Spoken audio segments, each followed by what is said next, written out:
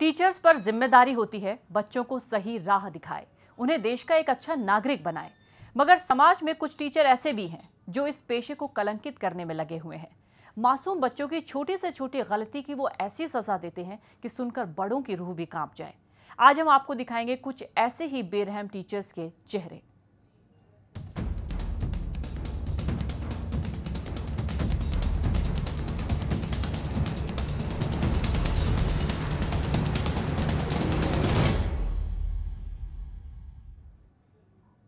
कोलकाता से सटे 24 परगना में एक महिला होम ट्यूटर ने 3.5 साल के बच्चे को बेरहमी से पीटा। टीचर की ये सारी करतूत घर में लगे सीसीटीवी कैमरे में कैद हो गई। महिला टीचर ने पहले लात घूंसे से बच्चे की पिटाई की और फिर इससे भी जब उसका मन नहीं भरा तो बच्चे को बिस्तर पर पटक दिया। पुलिस ने टीचर के खिलाफ मामला दर्ज करके जांच शुरू कर दी है।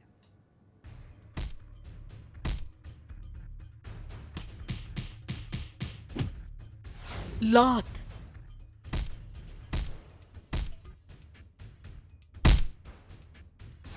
चाटा, घूसा,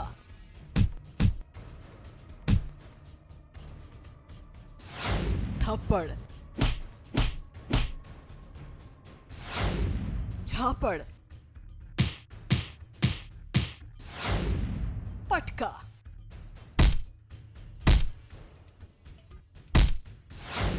तीन साल के बच्चे से ऐसा सलूक हुआ सिर्फ इसलिए कि ये टीचर जल्लाद है।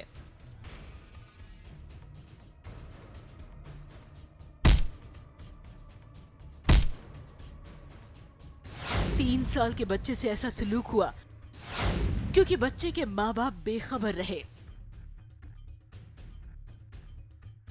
3 साल के बच्चे से ऐसा सलूक हुआ क्योंकि माँ बाप टीचर पर भरोसा करते हैं।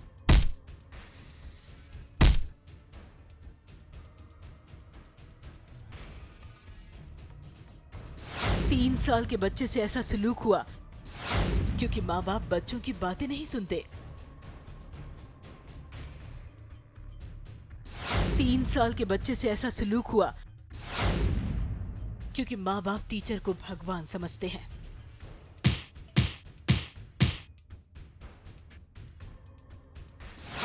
हर माँ बाप के लिए ये खबर चेतावनी है। बच्चों को टॉर्चर करने वाले टीचर से बचाओ। कोलकाता से सटे 24 परगना से न्यूज एक्सप्रेस के लिए आलोक कुमार घोष के साथ ब्यूरो रिपोर्ट। इस महिला टीचर ने पहले बच्चे को लात घूंसे से मारा और फिर उसे बिस्तर पर पटक दिया। ये टीचर बच्चे को घर में ही पढ़ाने आती थी, जहां उसने बच्चे की पिटाई की। बच्चे के शरीर पर जख्म से घर वालों को शक हुआ और जब उन्होंने सीसीटीवी कैमरे की फुटेज चेक की तो टीचर की सारी असलियत सामने आ गई। आपके घर में ऐसा हो सकता है। महिला टीचर भी ऐसा कर सकती है। बच्चों को लात घूंसे से पीटती टीचर। 24 परगना के लेक टाउन इलाके के गोलाघाट में होम ट्यूशन पढ़ाने वाली ये टीचर है पूजा सिंह। इस टीचर ने 3 साल के बच्चे की इतनी पिटाई की कि उसके शरीर से खून निकल आया।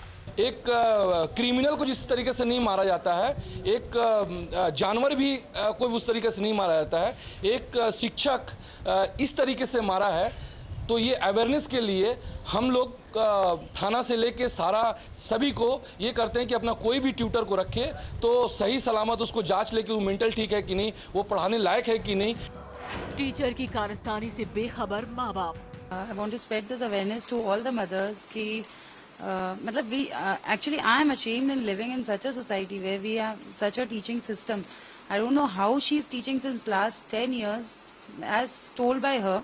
She is teaching since last 10 years in entire area of Lake Town, Bangor, Baguyati, Kestapur, and the parents are not aware of her. They are leaving the kids in her hand and she is teaching them like since last 3 to 4 years. Many are continuing her. A common friend, I know. Did you check her credentials? No. I was told कि मतलब she is very good and she teaches well. अपने 3 साल के बच्चे को पढ़ाने के लिए पेरेंट्स ने महिला टीचर को घर बुलाया था।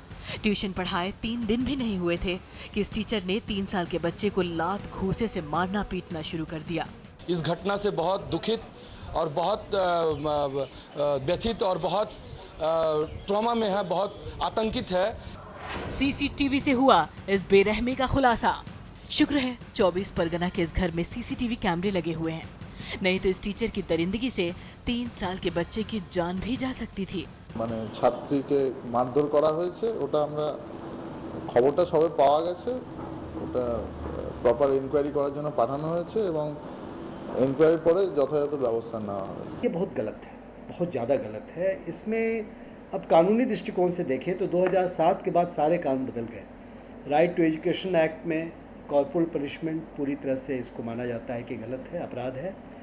जुवेनाइल जस्टिस एक्ट में इसको अपराध माना जाता है, ये पूरा अपराध है। POCSO protection of children against sexual offences act के अंदर ये बहुत भयंकर अपराध है, बहुत लंबी चौड़ी सजा है इसके अंदर। वीडियो देखकर हैरान रह गए माँ बाप। बच्चे के शरीर पर जख्म के निशान देखकर माँ बाप परेशान थे कि उसके शरीर पर ये कैसे जख्म है।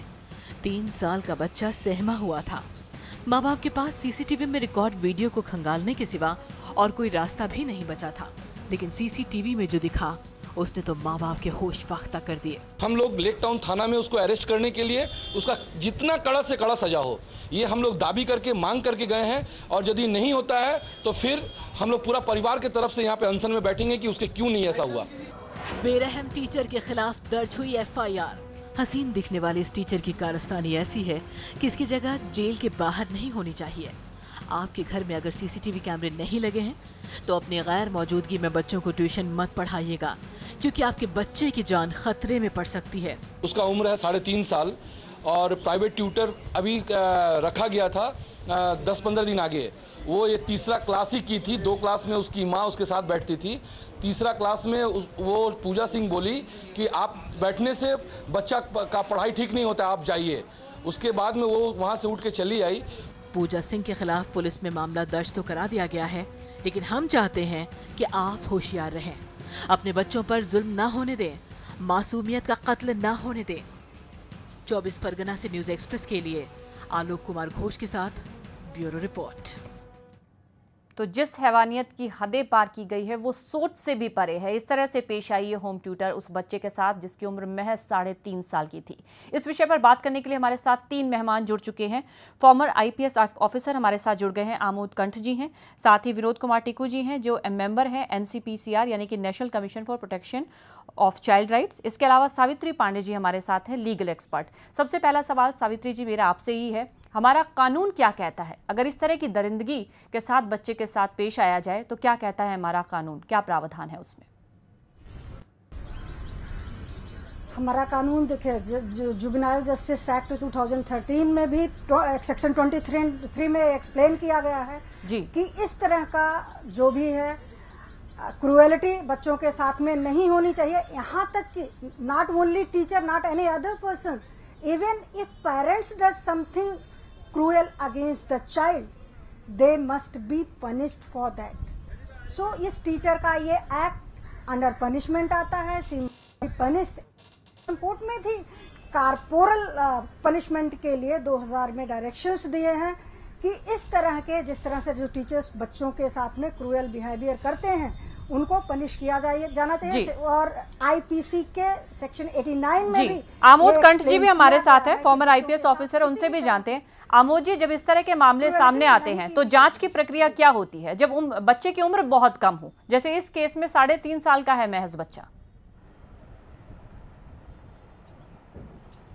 देखिए, जांच की प्रक्रिया तो वैसी होती है जैसे कि किसी कॉग्निजेबल ऑफेंस में अगर मान लीजिए कोई अपराध ऐसा हो जो कॉग्निजेबल हो, यानी जिसमें पुलिस केस रजिस्टर कर सकती है, FIR लॉन्च कर सकती है, इन्वेस्टिगेशन कर सकती है, तो पुलिस का ये काम है कि वो इन्वेस्टिगेशन करे। और इस सिलसिले में जैसा अभी आपने बताया या हमने पहले बताया था कि ये ऑफेंस है, ये बाजाब्ता अपराध है जिसमें जुवेनाइल जस्टिस एक्ट के अंदर अपराध है और फिर ये इंडियन पिनल कोड के अंदर अपराध है। जहाँ तक right to free and compulsory education act की बात है उसके अंदर ये एप्लीकेबल नहीं होगा। कारण यह है कि RTE एक्ट में किसी स्कूल में अगर ऐसी घटना होती जहां टीचर ने ये काम किया होता तो फिर आरटीआई एक्ट में जो कॉर्पोरल पनिशमेंट से संबंधित जो उसके प्रोविजन है वो अप्लाई करता है। इस केस में आरटीआई एक्ट अप्लाई नहीं करेगा जहां तक मेरी समझ है, और इसलिए जो है सो आरटीआई को आप अलग कर भी दें तो जेजे एक्ट में और आईपीसी मैं विनोद कुमार टिक्कू जी से भी सवाल करूंगी अभी। होना चाहिए। जी सावित्री जी, थोड़ी देर पहले आप कुछ कहना चाह रही थी, आप अपनी बात पूरी कर सकती हैं अब। जैसा कि ये कह रहे थे कि इसमें सामान्य इंक्वायरी होती है, नहीं सामान्य जहां तक बच्चों की बात आती है वहां इंक्वायरी सामान्य उस तरह से नहीं चलती, क्योंकि बच्चों के मेंटल फिजिकल स्टेटस दोनों को, इमोशनल स्टेटस को भी देखना होता है, इसलिए उनके साथ में ड्यू केयर के साथ में इन्वेस्टिगेशन की जाती है। एंड दैट्स वेरी ट्रू कि कारपोरल पनिशमेंट की बात यहाँ नहीं की जाएगी।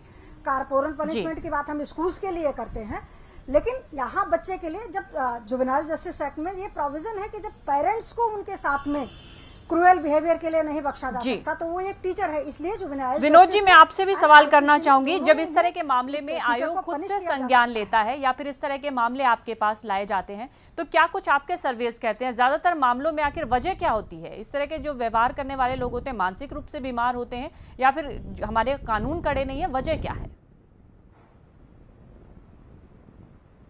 दो चीजें। सबसे पहले तो मैं ये बता दूं कि मैं इस समय राष्ट्रीय बाल अधिकार संरक्षण आयोग का सदस्य नहीं, पूर्व सदस्य हूं। जी कुछ समय पहले मैंने सदस्यता छोड़ दी थी।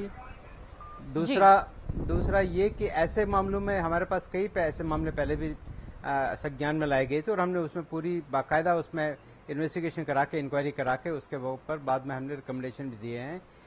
इस केस में, ऐसे केसेस में सबसे बड़ी जिम्मेवारी पेरेंट्स की बनती है, क्योंकि बच्ची 3.5 साल की है जी। और जब उन्होंने उस टीचर को रखा था जो होम ट्यूटर है उसको रखा था, तो उसका क्रेडेंशियल्स जाने बगैर ही उन्होंने उसको रखा था बच्चों को ट्यूशन देने के लिए जी,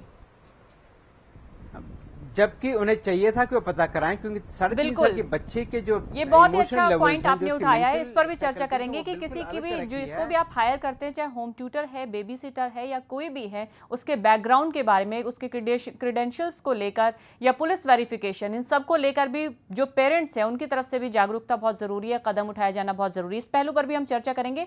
हमें यहाँ रुकना होगा, एक और ब्रेक के लिए फौरन हाजिर होते हैं।